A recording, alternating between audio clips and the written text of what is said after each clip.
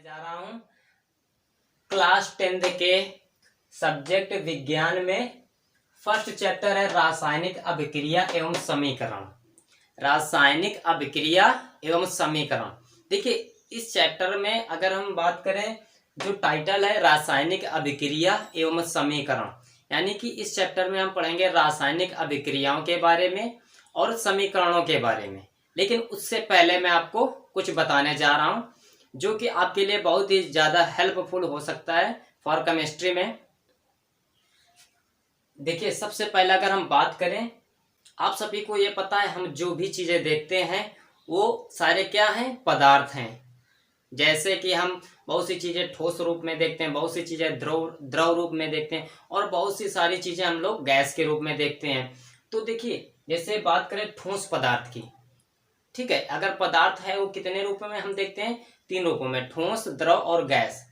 लेकिन अगर हम जैसे बात करें ठोस में, जैसे एग्जांपल में हम बात करते हैं, ईंट ले लेते हैं। ईंट को अगर हम तोड़ते हैं तो 2 टुकड़ों में टूट जाते हैं और तोड़ते हैं तो और 3-4 टुकड़ों में टूट जाते हैं। इसी तरह से अगर उसे तोड़ते जाएं तो एक ऐसी अवस्था आती है जो बिल्कुल छोटा सा टुकड़ा बचता है, जिसे हम कहते हैं कण।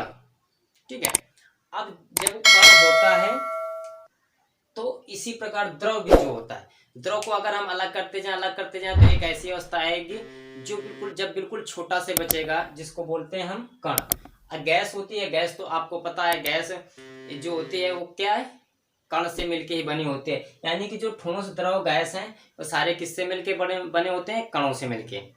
ठीक है, अब जो ठोस होता है या द्रव होता है या गैस होता है, सारे मिलके बने होते हैं कण से। अब जो कण होता है वो किससे मिलके बना होता है, तो जो कण होता है वो मिलके बना होता है अणु से। और जो अणु होता है वो और छोटे कण से मिलके बना होता है, जिन्हें हम कहते हैं परमाणु। अब परमाणु क्या होता है, परमाणु देखिए, परमाणु जो होता है, परमाणु की अगर हम संरचना की बात करें तो परमाणु कुछ इस तरह से बना होता है। उसमें एक नाभिक होता है और उसकी चारों तरफ कक्षाएं होती हैं, ये होता है परमाणु।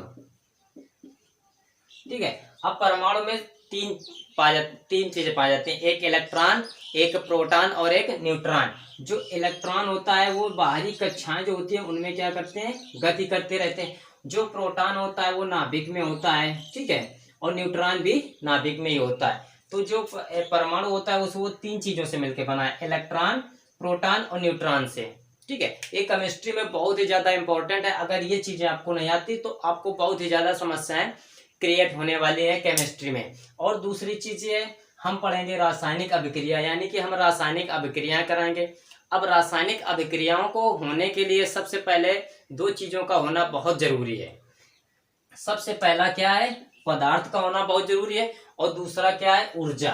बिना ऊर्जा के पदार्थ कुछ भी नहीं कर सकता है।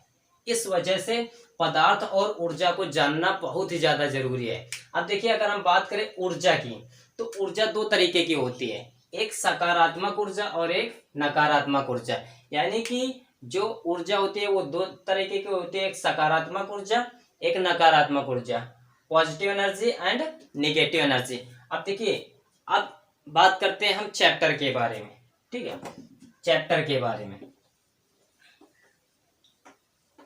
चैप्टर में हम देखेंगे सबसे पहले रासायनिक अभिक्रियाएं हैं। ठीक है, सबसे पहले देखिए, कोई भी पदार्थ होता है उसके कुछ गुण होते हैं। जो गुण होते हैं उनको हम 2 भागों में बांटते हैं। ठीक है, सबसे पहले एक भौतिक गुण होता है,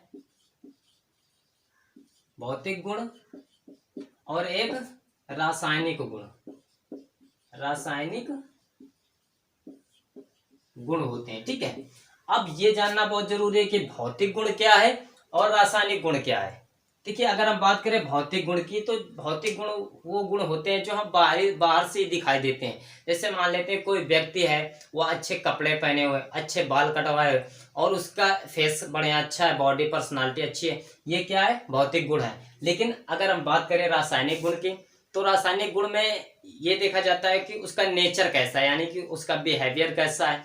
ये सारे क्या होते हैं, रासायनिक गुण होते हैं। रासायनिक गुण मतलब इंटरनल प्रॉपर्टीज, और भौतिक गुण मतलब फिजिकल प्रॉपर्टीज, जिनको हम सबसे पहले हम बात करते हैं भौतिक परिवर्तन। एक होता है भौतिक परिवर्तन एक होता है रासायनिक परिवर्तन। रासायनिक परिवर्तन, ठीक है। अगर हम भौतिक परिवर्तन की बात करें तो देखिए भौतिक परिवर्तन क्या होता है, किसी भी पदार्थ में, किसी भी पदार्थ में परिवर्तन तो होता है लेकिन उसकी आणविक संरचना में कोई भी परिवर्तन नहीं होता। कि जितने भी पदार्थ होते हैं सबकी एक आणविक संरचना होती है, ठीक है। वो सारे क्या होते हैं, आणविक संरचनाओं से बने होते हैं। तो भौतिक परिवर्तन में क्या होता है, उस पदार्थ में परिवर्तन तो होता है लेकिन उसकी आणविक संरचना में कोई परिवर्तन नहीं होता। ये क्या कहलाता है, भौतिक परिवर्तन कहलाता है। भौतिक परिवर्तन में क्या होता है, परिवर्तन तो होता है लेकिन आणविक संरचना, आणविक संरचना में कोई परिवर्तन नहीं होता, कोई परिवर्तन नहीं होता है। यानी कि भौतिक परिवर्तन वह परिवर्तन है जिसमें परिवर्तन तो किसी भी पदार्थ का हो जाता है लेकिन जो उसकी आणविक संरचना होती है उसमें कोई भी परिवर्तन नहीं होता है। अब बात करें अगर रासायनिक परिवर्तन की, तो रासायनिक परिवर्तन में क्या होता है, रासायनिक परिवर्तन, रासायनिक परिवर्तन में आणविक संरचना में परिवर्तन होता है, आणविक संरचना में परिवर्तन होता है। देखिए, और आणविक संरचना के साथ साथ पदार्थ में भी परिवर्तन होता है। देखिए इसमें क्या होता है, इसमें कभी कभी पदार्थ में भी, पदार्थ तथा आणविक, आणविक संरचना में परिवर्तन होता है। जैसे एग्जाम्पल में हम ले लेते हैं, एग्जाम्पल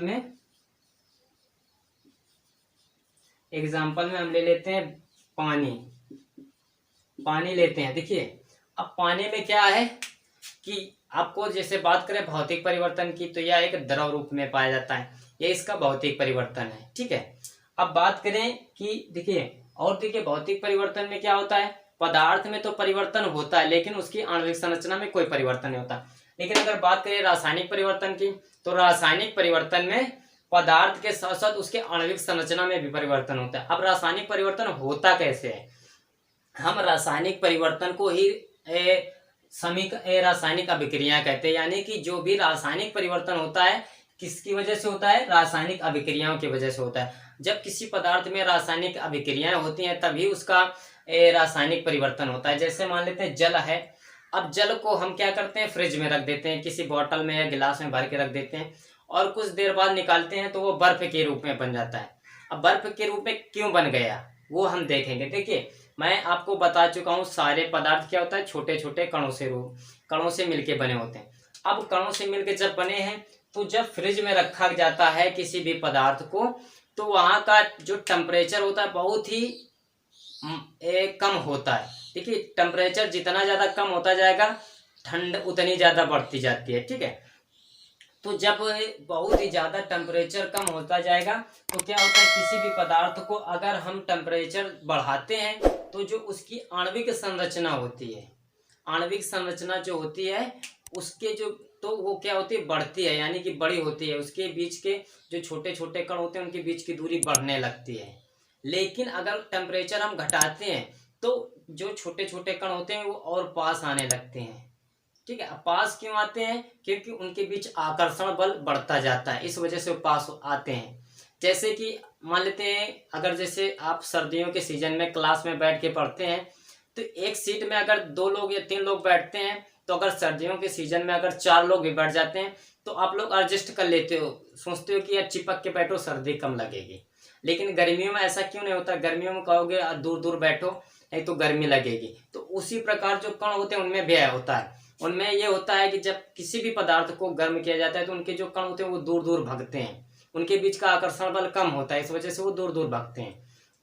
और यानी कि ठंडक करने पर या टेम्परेचर घटाने पर उनके बीच आकर्षण बल बढ़ने लगता है, जिससे वो पास पास आते हैं। अब पानी के जो कण हैं, जब उसको फ्रिज में रख दिया गया तो जब टेम्परेचर घटेगा यानी कि ठंड बढ़ेगी, तो उसके जो कण हैं वो आपस में और पास पास आएंगे, जिससे वो क्या होते हैं, एक दूसरे से चिपक के बर्फ के रूप में बन जाते हैं। तो कणों का पास पास आना ही क्या कहलाता है, रासायनिक परिवर्तन कहलाता है।